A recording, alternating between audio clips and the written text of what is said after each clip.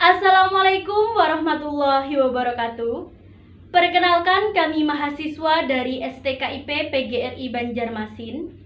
Kami dari kelompok 8 yang beranggotakan saya sendiri, Rinanda Wafik Azizah NPM 306 1956180, dan rekan-rekan saya yaitu Igede Buda Andika NPM 306 1956214 dan Siti Komariah NPM 306 1956179. Kami dari kelas 46 atau 08 semester 4. Di sini kami akan memenuhi tugas mata kuliah pembelajaran IPA SD 2, dosen pengampu Ibu Nana Citrawati Lestari, SSI MPD. Program Studi Pendidikan Guru Sekolah Dasar Perguruan Tinggi STKIP PGRI Banjarmasin. Pada kesempatan kali ini, kami akan mempresentasikan hasil kerja kelompok kami dengan materi Telaah Kurikulum 2013 dan penjabarannya dalam rancangan pembelajaran IPA di tingkat SD atau MI kelas 6. Berikut video presentasi dari kelompok kami. Selamat menyaksikan.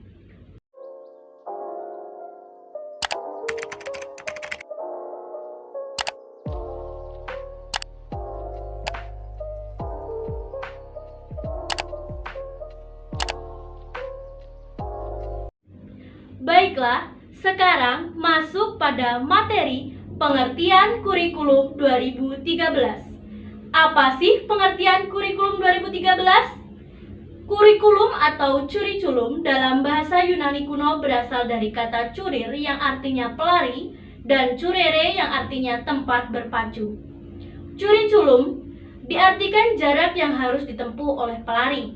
Makna yang terkandung dari pengertian tersebut adalah kurikulum dalam pendidikan diartikan sebagai sejumlah mata pelajaran yang harus ditempuh atau diselesaikan anak didik untuk memperoleh ijazah.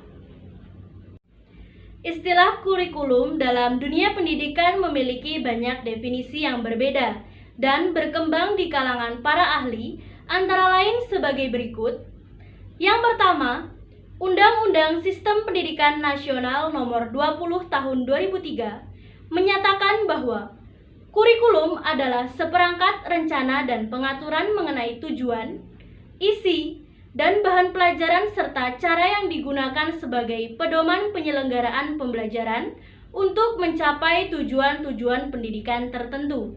Yang kedua, Taylor dan Lewis, ia memandang kurikulum sebagai sebuah kumpulan mata pelajaran yang harus ditempuh oleh peserta didik. Maka, dapat disimpulkan bahwa kurikulum adalah seperangkat rencana dan pengaturan isi pelajaran, bahan kajian, dan cara penyampaian serta penilaiannya yang digunakan sebagai pedoman penyelenggaraan kegiatan belajar mengajar. Kurikulum 2013 atau K13 adalah kurikulum yang berlaku dalam sistem pendidikan Indonesia. Kurikulum ini merupakan kurikulum tetap yang diterapkan oleh pemerintah untuk menggantikan kurikulum 2006 yang sering disebut sebagai Kurikulum Tingkat Satuan Pendidikan atau KTSP yang telah berlaku selama kurang lebih 6 tahun. Selanjutnya, prinsip pengembangan kurikulum 2013. Prinsip pengembangan kurikulum 2013 dibagi menjadi dua, yaitu sebagai berikut. Yang pertama, prinsip umum. Prinsip umum pengembangan kurikulum 2013 yaitu sebagai berikut. Yang pertama, prinsip relevansi. Prinsip relevansi artinya prinsip kesesuaian. Prinsip relevansi ada dua jenis, yaitu relevansi eksternal atau yang disebut dengan external relevance dan relevansi internal atau yang disebut dengan internal relevance. Artinya bahwa kurikulum itu harus sesuai dengan tuntutan dan kebutuhan masyarakat. Yang kedua, prinsip fleksibilitas. Prinsip fleksibilitas artinya bahwa kurikulum itu harus lentur, tidak kaku, terutama dalam hal pelaksanaannya. Yang ketiga, prinsip kontinuitas. Prinsip kontinuitas Artinya kurikulum itu dikembangkan secara berkesinambungan. Yang keempat, prinsip praktis dan efisiensi. Salah satu kriterianya praktis itu adalah efisien, tidak mahal. Hal ini mengingat sumber daya pendidikan, personil, dana, fasilitas, keberadaannya terbatas. Dan yang kelima, prinsip efektivitas.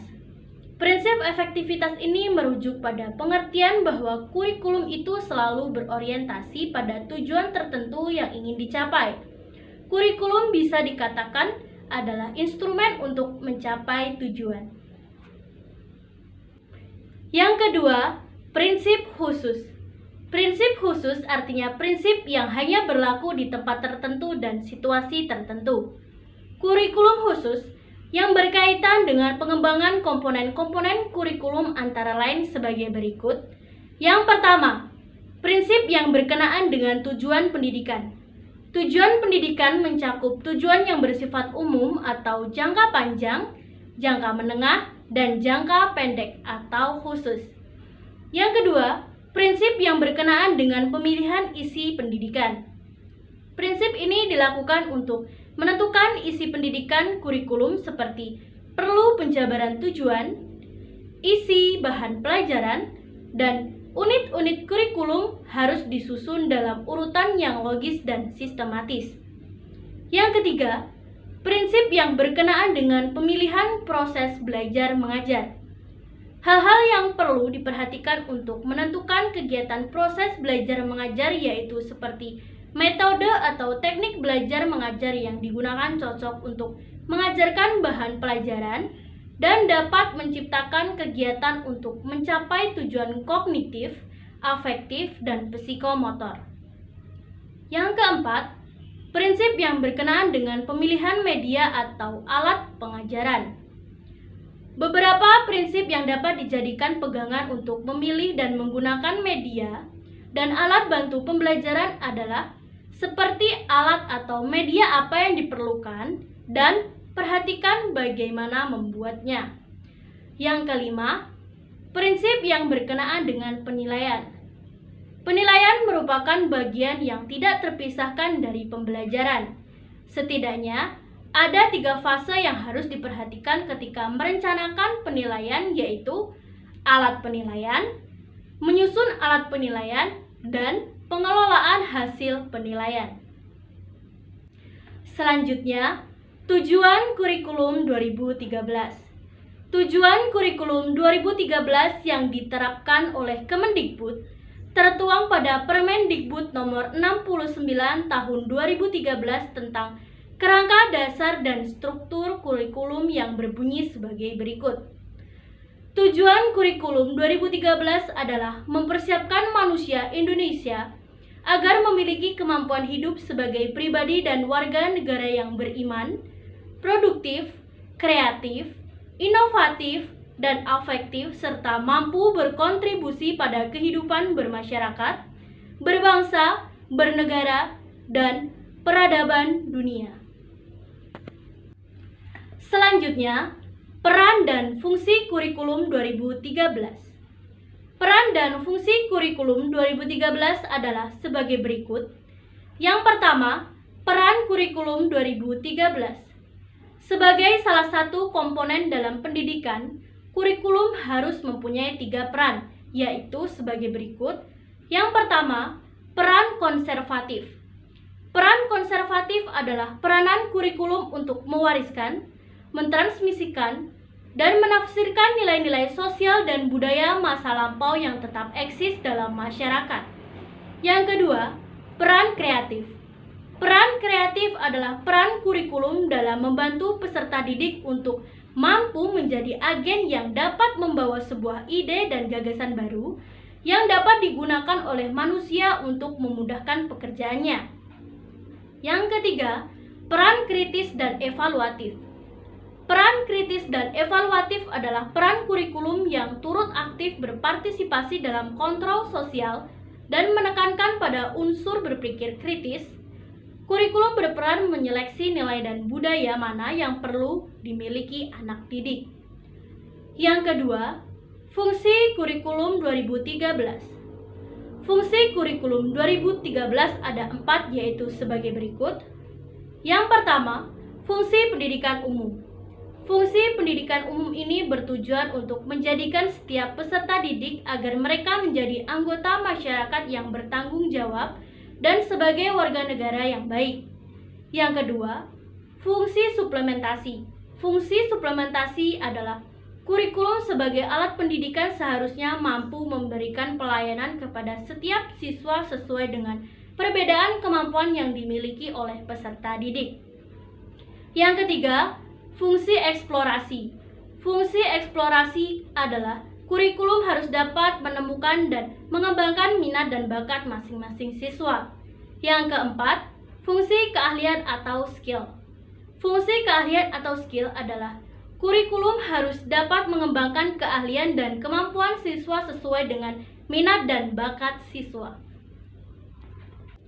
Selanjutnya, karakteristik kurikulum 2013.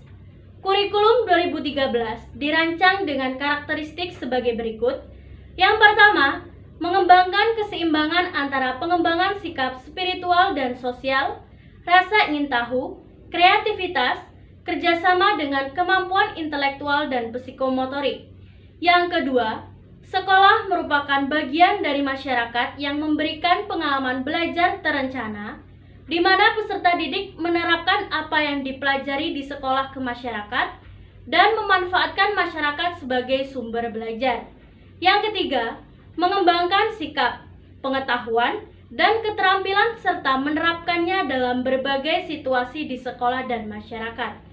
Yang keempat, memberi waktu yang cukup leluasa untuk mengembangkan berbagai sikap, pengetahuan, dan keterampilan. Yang kelima, kompetensi dinyatakan dalam bentuk kompetensi inti kelas yang dirinci lebih lanjut dalam kompetensi dasar mata pelajaran. Yang keenam, kompetensi inti kelas menjadi unsur pengorganisasi atau yang disebut organizing elements, kompetensi dasar, di mana semua kompetensi dasar dan proses pembelajaran dikembangkan untuk mencapai kompetensi yang dinyatakan dalam kompetensi inti. Yang ketujuh, kompetensi dasar dikembangkan didasarkan pada prinsip akumulatif, saling memperkuat atau yang disebut reinforced, dan memperkaya atau yang disebut enriched antar mata pelajaran dan jenjang pendidikan atau yang disebut organisasi horizontal dan vertikal. Baiklah, selanjutnya, model pembelajaran dalam kurikulum 2013. Terdapat 3 model pembelajaran kurikulum 2013 yang berdasarkan pada Permendikbud nomor 103 tahun 2014 adalah sebagai berikut. Yang pertama, model pembelajaran Problem Based Learning atau PBL. Problem Based Learning atau PBL adalah model pembelajaran yang bercirikan adanya permasalahan nyata sebagai konteks untuk para peserta didik belajar berpikir kritis dan keterampilan memecahkan masalah dan memperoleh pengetahuan. Model pembelajaran Problem Based Learning atau PBL dalam kurikulum 2013 memiliki tahapan sebagai berikut. Yang pertama, orientasi peserta didik terhadap masalah. Yang kedua, mengorganisasikan peserta didik. Yang ketiga, membimbing penyelidikan individu dan kelompok. Yang keempat, mengembangkan dan menyajikan hasil karya. Yang kelima, menganalisis dan mengevaluasi proses pemecahan masalah. Yang kedua, model pembelajaran Project Based Learning atau PJBL. Model pembelajaran Project Based Learning atau PJBL adalah model pembelajaran yang melibatkan keaktifan peserta didik dalam memecahkan masalah. Model pembelajaran ini dilakukan secara berkelompok atau mandiri.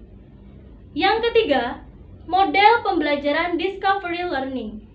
Model Discovery Learning adalah model pembelajaran yang didefinisikan sebagai proses pembelajaran yang terjadi bila pelajar tidak disajikan dengan pelajaran dalam bentuk finalnya, tetapi diharapkan dapat mengorganisasikan sendiri. Selanjutnya, metode pembelajaran kurikulum 2013. Metode pembelajaran pada kurikulum 2013 diantaranya adalah sebagai berikut. Yang pertama, metode pembelajaran presentation atau presentasi. Pada metode pembelajaran presentasi, guru atau siswa menyebarkan informasi yang diperoleh melalui sumber informasi berupa buku teks, internet, audio, video, dan lain sebagainya. Yang kedua, metode pembelajaran demonstration atau demonstrasi. Pada metode pembelajaran demonstrasi, siswa mempelajari pandangan dari suatu keterampilan atau prosedur yang harus dipelajari. Yang ketiga, metode pembelajaran drill and practice. Metode pembelajaran drill and practice atau latihan terus-menerus dan praktik dalam kegiatan pembelajaran. Peserta didik diharapkan dapat menyelesaikan latihan-latihan untuk menyegarkan atau meningkatkan kapasitas isi pengetahuan dan keterampilan. Yang keempat, metode pembelajaran tutorial. Tutorial merupakan metode pembelajaran yang melibatkan siswa bekerja sama dengan orang lain yang lebih ahli dalam bentuk perangkat lunak komputer atau isi, mengajukan pertanyaan atau masalah, meminta tanggapan peserta, dan menganalisis tanggapan. Yang kelima, metode pembelajaran discussion atau diskusi. Metode pembelajaran diskusi dalam kegiatan pembelajaran dapat dijadikan sebagai sebuah strategi pembelajaran. Diskusi akan efektif bila dilakukan dengan cara mengenalkan topik pembicara yang baru atau lebih mendalam sampai konsep dasar. Yang keenam, metode pembelajaran cooperative learning atau pembelajaran kooperatif. Metode pembelajaran kooperatif merupakan sebuah strategi kelompok di mana siswa bekerja sama untuk saling membantu dalam belajar. Yang ketujuh, metode pembelajaran problem-based learning atau pembelajaran berbasis masalah. Menggunakan metode pembelajaran berbasis masalah, siswa secara aktif akan mencari solusi untuk masalah-masalah terstruktur atau tidak terstruktur yang terletak di dunia nyata. Yang kedelapan, metode pembelajaran games atau permainan. Metode pembelajaran permainan, maka guru dapat menyediakan sebuah lingkungan yang kompetitif di mana siswa mengikuti aturan yang ditentukan saat mereka berusaha untuk mencapai tujuan yang menantang, dan menghadirkan siswa dengan pemahaman yang jelas tentang apa yang mungkin merupakan jawaban yang tepat. Yang kesembilan, metode pembelajaran simulation atau simulasi. Metode pembelajaran simulasi mengizinkan siswa untuk berada pada situasi nyata. Integrasi dari metode simulasi dengan teknologi adalah kemampuan interpersonal dan percobaan laboratorium pada fisika ilmu pengetahuan alam merupakan contoh subjek simulasi. Yang ke-10, metode pembelajaran discovery atau penemuan. Metode pembelajaran discovery merupakan suatu strategi di mana siswa diharapkan dapat menemukan hasil pembelajaran yang inovatif. Pembelajaran IPA di sekolah dasar. Pembelajaran IPA pada sekolah, terutama pada sekolah dasar, diharapkan dapat menjadi wahana bagi peserta didik untuk mempelajari diri sendiri dan alam sekitar, serta prospek pengembangan lebih lanjut untuk menerapkannya di dalam kehidupan sehari-hari.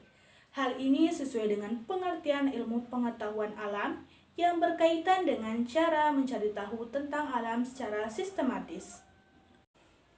Fungsi pembelajaran IPA di sekolah dasar. Fungsi pembelajaran IPA di sekolah dasar diantaranya sebagai berikut. 1. Meningkatkan rasa ingin tahu dan kesadaran mengenai berbagai jenis lingkungan alam dan lingkungan buatan dalam hubungan dengan pemanfaatannya dalam kehidupan sehari-hari bagi manusia. 2. Mengembangkan keterampilan proses siswa agar mampu memecahkan masalah. 3. Mengembangkan kemampuan untuk menerapkan IPA, teknologi, dan keterampilan yang berguna dalam kehidupan sehari-hari maupun melanjutkan pendidikan ke tingkat yang lebih tinggi. 4. mengembangkan wawasan, sikap dan nilai yang berguna, serta keterkaitan dengan kemajuan iptek, keadaan lingkungan yang bermanfaat bagi kehidupan sehari-hari dan pelestariannya. Berdasarkan dari berbagai fungsi pembelajaran IPA tersebut, maka sudah seharusnya pembelajaran IPA terintegrasi dengan berbagai pembelajaran lainnya. Hal tersebut dikarenakan pada hakikatnya IPA merupakan alat untuk mengembangkan ilmu pengetahuan dengan menggunakan pendekatan saintifik sebagai salah satu penunjang dalam proses pembelajaran. Tujuan dan ruang lingkup pembelajaran IPA di sekolah dasar.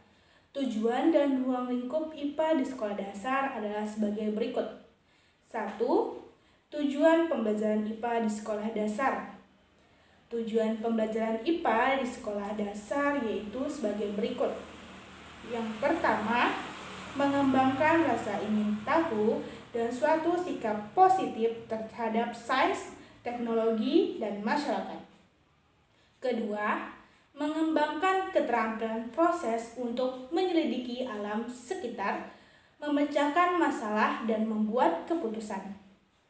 Ketiga, mengembangkan pengetahuan dan pemahaman konsep-konsep sains yang akan bermanfaat dan dapat diterapkan dalam kehidupan sehari-hari.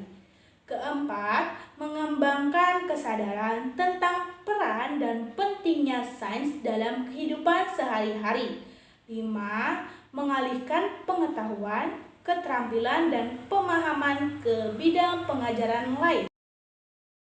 Keenam, ikut serta dalam memelihara, menjaga, dan melestarikan lingkungan alam serta menghargai berbagai macam bentuk ciptaan Tuhan di alam semesta ini untuk dipelajari. Ketujuh, memperoleh bekal pengetahuan, konsep, dan keterampilan IPA sebagai dasar untuk melanjutkan ke pendidikan yang lebih tinggi. 2. Ruang lingkup IPA di sekolah dasar.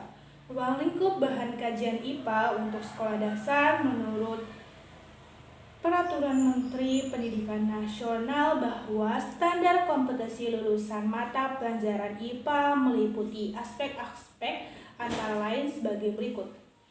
1. Makhluk hidup dan proses kehidupan yaitu manusia, hewan, tumbuhan, dan interaksinya dengan lingkungan serta kesehatan. 2. Benda, materi, sifat-sifat, dan kegunaannya meliputi cair, padat, dan gas. 3. Energi dan perubahannya meliputi gaya, bunyi, panas, magnet, listrik, dan cahaya, dan pesawat sederhana. 4. Bumi dan alam semesta meliputi tanah, bumi, tata surya, dan benda-benda langit lainnya.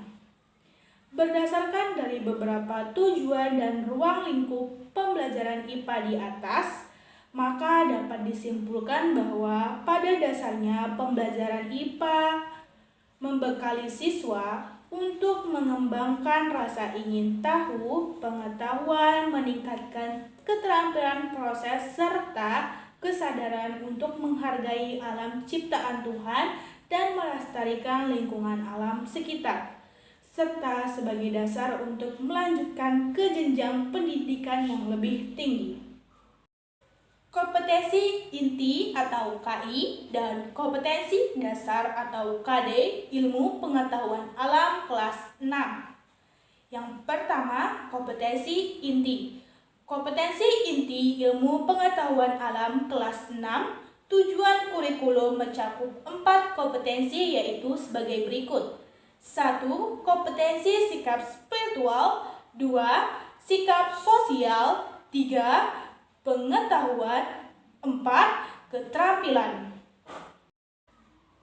2. Kompetensi dasar.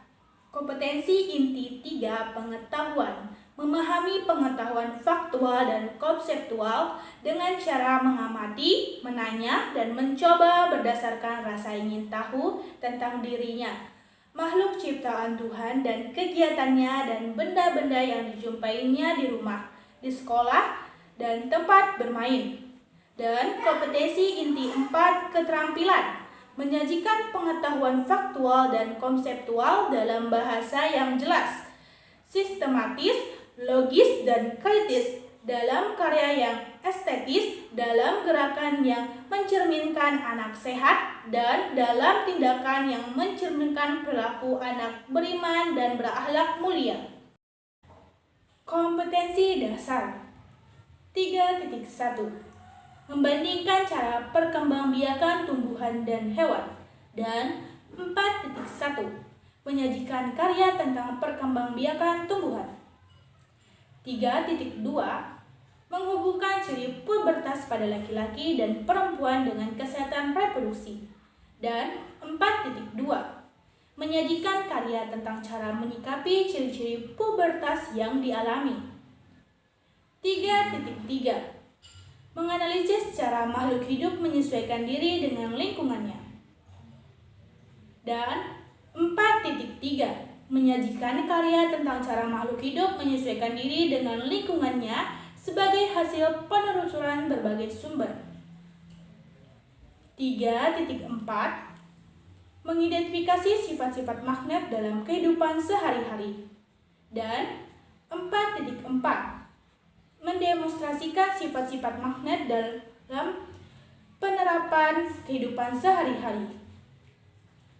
3.5 Mengidentifikasi komponen listrik dan fungsinya serta menjelaskan cara menghasilkan, menyalurkan, dan menghemat energi listrik.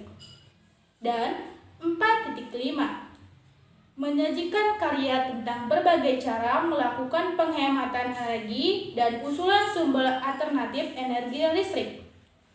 3.6 Menyajikan sistem tata surya dan karakteristik anggota tata surya. 4.6 Membuat model sistem tata surya.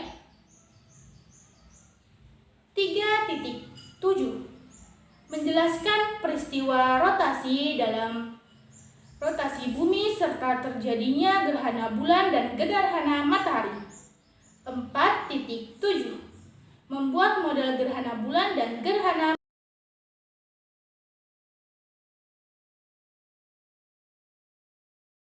Model-model pembelajaran IPA di sekolah dasar. Model-model pembelajaran IPA di sekolah dasar adalah sebagai berikut. Yang pertama, model pembelajaran somatik, auditor, visual, intelektual, atau SAPIK. Pengertian model pembelajaran somatik, auditor, visual, intelektual, atau SAPIK menurut Dewi Yani 2012 dapat diuraikan sebagai berikut. Yang pertama, berasal dari bahasa Yunani yang berarti soma, yang berarti tubuh. Jika dikaitkan dengan belajar, maka dapat diartikan belajar dengan indera praba, kinestik, praktis, meliputi fisik dan menggunakan serta menggerakkan tubuh ketika belajar atau bergerak dan berbuat. Yang kedua, menurut Davi Mier, pembelajaran somatik adalah pembelajaran yang bermanfaatkan dan melibatkan tubuh. Yang kedua, model pembelajaran kontekstual. Pembelajaran kontekstual adalah konsep pembelajaran yang mendorong guru untuk menghubungkan antara materi yang diajarkan dan situasi dunia nyata siswa, serta mendorong siswa membuat hubungan antara pengetahuan yang dimilikinya dan penerapan dalam kehidupan mereka sehari-hari. Yang ketiga, model pembelajaran kolaboratif. Ciri-ciri dari model pembelajaran kolaboratif yaitu adanya kerjasama dua orang atau lebih, memecahkan masalah bersama, serta mencapai tujuan tertentu. 4. Model pembelajaran kooperatif. Model pembelajaran kooperatif adalah pendekatan pembelajaran yang berfokus pada menggunakan kelompok kecil siswa untuk bekerja sama dalam memaksimalkan kondisi belajar untuk mencapai tujuan belajar. Yang kelima, model pembelajaran quantum teaching. Proses dari model pembelajaran quantum teaching intinya pembelajaran yang menyenangkan, kreatif, dan tidak membosankan. Yang keenam, model pembelajaran tematik. Pembelajaran tematik adalah pembelajaran berdasarkan tema untuk mempelajari suatu materi guna mencapai kompetensi tertentu. Tema adalah suatu bidang yang luas yang menjadi fokus pembahasan dalam pembelajaran. Topik adalah bagi dari tema atau subtema.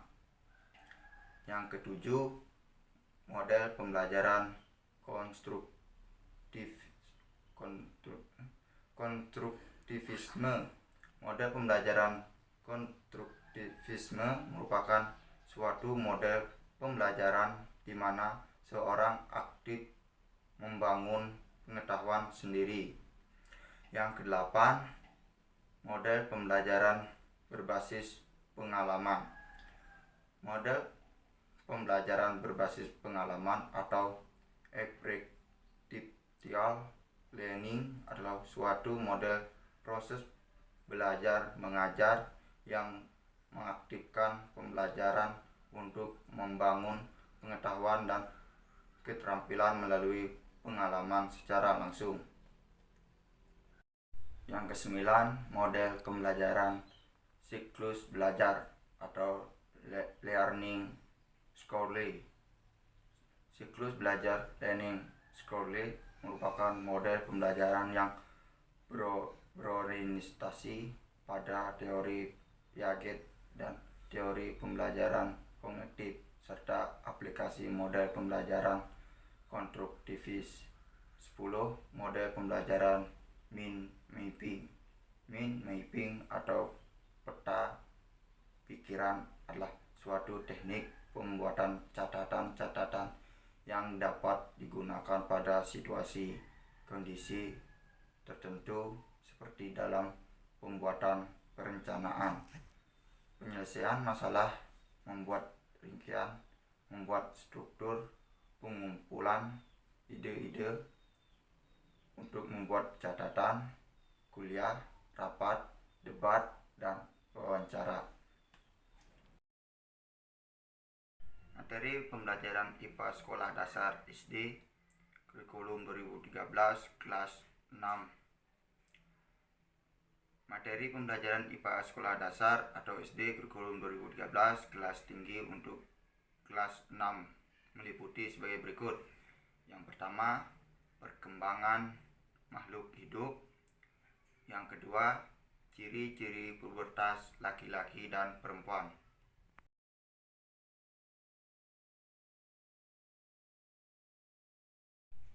Yang ketiga, adaptasi makhluk hidup. Yang keempat, magnet.